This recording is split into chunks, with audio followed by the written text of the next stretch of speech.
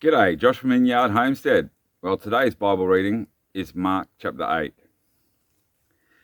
In those days, the multitude being very great and having nothing to eat, Jesus called his disciples to him and said to them, I have compassion on the multitude, because they have now continued with me 3 days and have nothing to eat. And if I send them away hungry to their own house, they will faint on their way, for some of them have come from afar. Then his disciples answered him, How can one satisfy these people with bread here in the wilderness? He asked them, How many loaves do you have?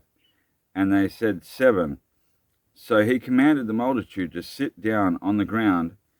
And he took the 7 loaves and gave thanks, broke them and gave them to his disciples to set before them. And they set them before the multitude. They also had a few small fish, and having blessed them, he said to set them also before them. So they ate and were filled, and they took up 7 large baskets of leftover fragments. Now those who had eaten were about 4,000. And he sent them away, immediately got into the boat with his disciples, and came to the region of Dalmanutha. Then the Pharisees came out and began to dispute with him, seeking from him a sign from heaven, testing him. But he sighed deeply in his spirit and said, Why does this generation seek a sign? Assuredly I say to you, no sign shall be given to this generation. And he left them, and getting into the boat again, departed for the other side. Now the disciples had forgotten to take bread, and they did not have more than 1 loaf with them in the boat. Then he charged them, saying, Take heed, beware of the leaven of the Pharisees and the leaven of Herod. And they reasoned among themselves, saying, It is because we have no bread. But Jesus, being aware of it, said to them, Why do you reason because you have no bread? Do you not yet perceive nor understand? Is your heart still hardened? Having eyes, do you not see? And having ears, do you not hear? And do you not remember when I broke the 5 loaves for the 5,000? How many baskets full of fragments did you take up? They said to him, 12. Also, when I broke the 7 for the 4,000, how many large baskets full of fragments did you take up? They said, 7. So he said to them, How is it you do not understand? Then he came to Bethsaida, and they brought a blind man to him and begged him to touch him. So he took the blind man by the hand and led him out of the town.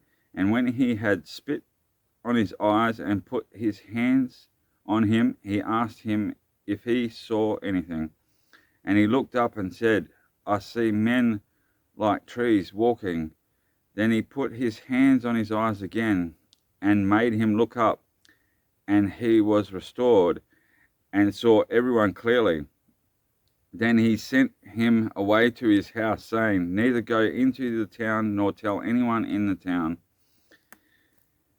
Now Jesus and his disciples went out to the towns of Caesarea and Philippi, and on the road he asked his disciples, saying to them, Who do men say that I am? So they answered, John the Baptist, but some say Elijah, and others one of the prophets.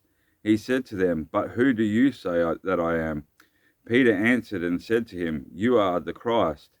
Then he strictly warned them that they should tell no one about him, and he began to teach them that the Son of Man must suffer many things and be rejected by the elders and chief priests and scribes and be killed, and after 3 days rise again. He spoke this word openly.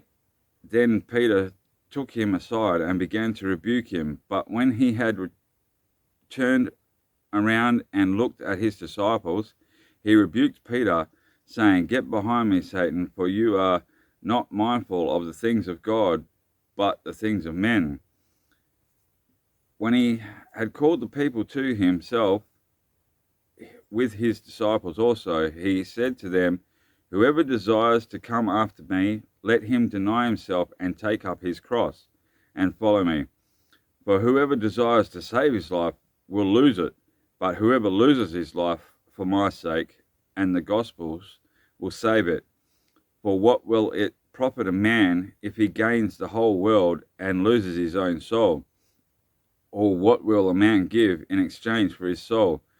Whoever is ashamed of me and my words in this adulterous and sinful generation, of him the Son of Man will also be ashamed when he comes in the glory of his Father with the holy angels."